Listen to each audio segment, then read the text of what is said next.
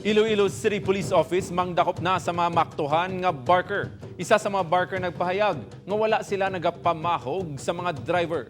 Si Zen Kilantang nakatutok.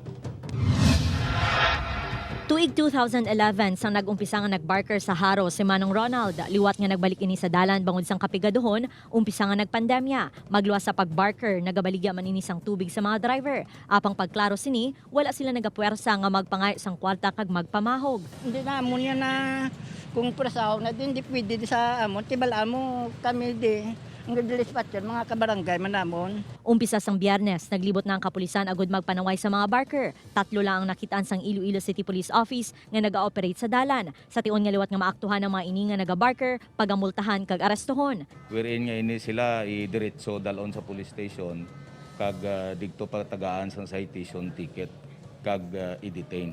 Upod kay Romel Porquia, Zen Kilantang, One Western Visayas.